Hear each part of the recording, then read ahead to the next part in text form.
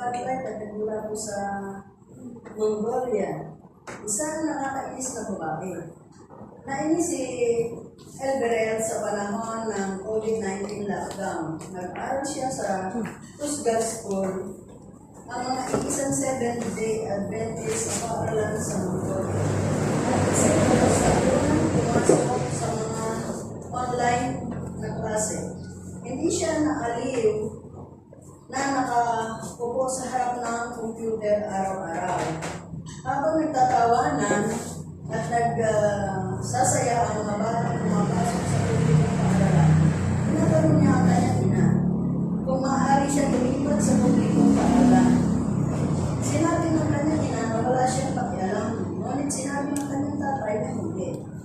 Siya ay isang Adventist sa pastor, at siya ay nag-aral sa Andrew University sa Estados Unidos. Malayo sa kanilang tahanan, sinabi ng kanyang tatay na sa kanyang nanay, ako ay wala sa Mongolian para tulungan ka. Ngunit hindi natin maaaring ipagsapalaran ang pinapakasan ng ating anak sa pamamagitan ng pagpapadala ng kanyang mga sa publikong paaralan. Baka magkaroon siya ng masamang ugali, kaya nagbago at isip ng kanyang nanay na sinabi kay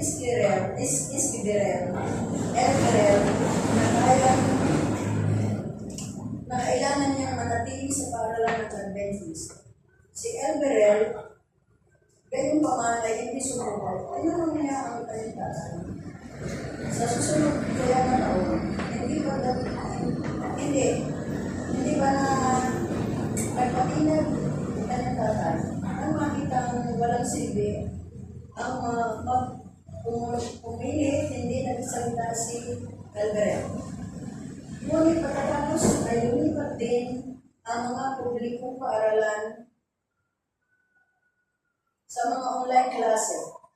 At hindi na nakita ni Elberel ang mga bata na nagtawanan at nagsasaya. At nagramdam ng pangangailangan na madaling magpaglipas ng mga paaralan ay lumipas. Nang matapos ang lockdown, muling magbukas ang lahat ng mga paaralan. Nagsimulang nag-isip si Elberel tungkol sa publikong paaralan. Ang problema ay isang babae sa kanyang klase. Parang gusto ng klase ng babae na nagtatalo sa kanya at insultuin siya. Pagkaraan ng 2 buwan, Elberel ay napuno na isip niyang mas madaling malipat sa ng paaralan kaysa mag-iis sa dalaga. Tinawagan niya ang kanyang ama at nag-aral sa Andrew University. Ako ay patuloy na iniinsulto ng babae ito. Sinabi niya, gusto kong lumipat sa publikong paaralan. Sinubukan ng kanyang tatay na kausapin si Elberel ang kanyang plan. Hindi ka maaaring lumipat para sa isang bagay na kasilipit nito. Sabi ng kanyang tatay, maraming mga bata ang nagpaglalait sa iyo sa publikong paaralan. Sumuko si Elberel at umayag ang kanyang tatay, kaya kita lumipat sa paaralan sa susunod na taon. Biga ng kanyang tatay. At sa araw, nagbago ang isip ng kanyang tatay, ngunit natiling patatag si Elberel sa kanyang determinasyon na pumasok sa publikong paaralan. Nag-aral siya sa paaralang Adventist mula noong ikalawang baitang. At siguro, siya ang magiging isang magandang hamon para sa kanya ang mag-aaral sa ibang lugar. Nakiusap siya sa kanyang nanay na payagan siya lumipat. Sa wakas, lumayag ang kanyang mga magulang, ngunit dinalaan siya ng kanyang tatay na magbilang. Huwag pansinin ng mga bata ang mga na may masamang gawin sa amin. Nangako si Elberel na gagawin niya. Ang unang araw sa publikong paaralan ay bumulat kay Elberel. Marami sa mga lalaki sa kanyang klase at pila nagbabay sa lahat ng oras. Ano rin ang pagkasunod nila sa isa't isa? Tumambay sila sa inyong anak. Hindi gusto ni Elberel ang mga ganang klase ng dito. Bukod dito, nagkaroon ng problema sa malinis na paaralan.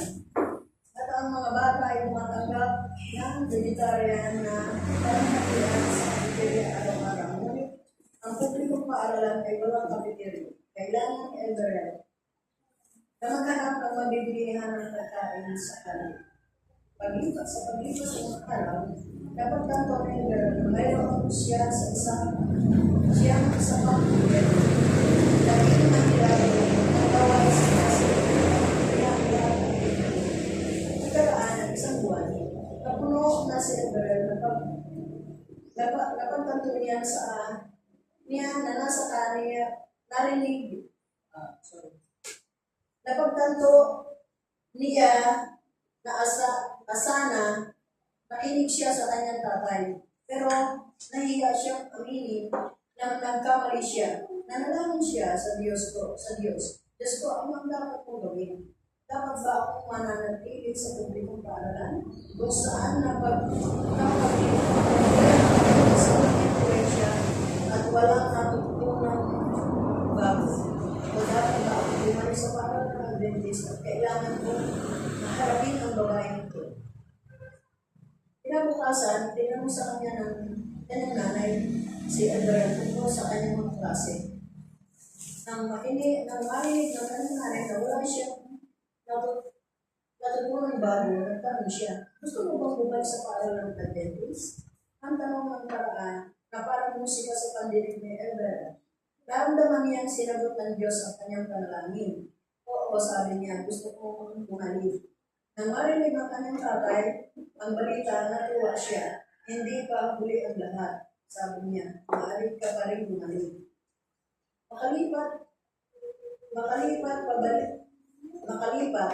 Pabalik sa Tusgal School. Hindi siya nakapaghintay at may plano siya kung paano maharapin ang dalaga. Paano kung hindi siya pansinin, sabi niya. Sinabi ng mga tatay na hindi siya magiging gaano problema kung hindi ko lang siya papansinin. Ang Tusgal School natatagpuan sa Tulaan, Baatan, Mongolia ay nakatanggap ng bahagi ng nakaraang Bisaya na lumago kasama ang mga bagong silid-aran at isang akwatan. Salamat sa inyong credit sa offering ngayon semestre na makakatulong sa pagbubukas ng isang recreation center para ipakilala si Jesus sa mga batang mula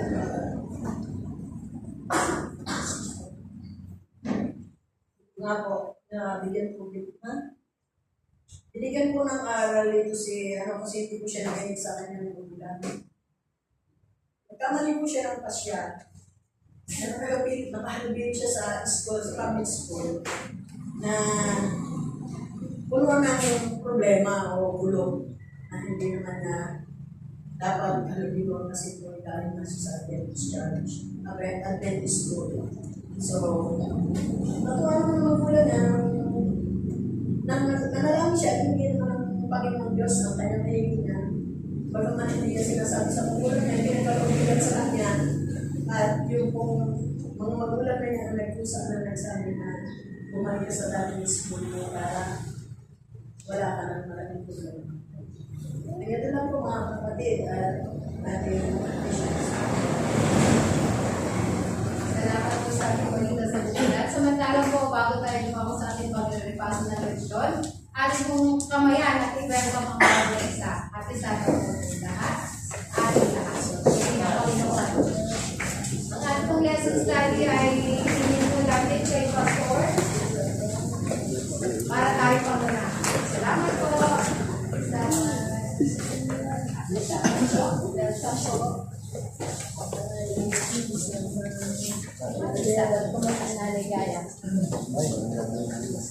Welcome po. Salamat. Tapos aba. Salamat po.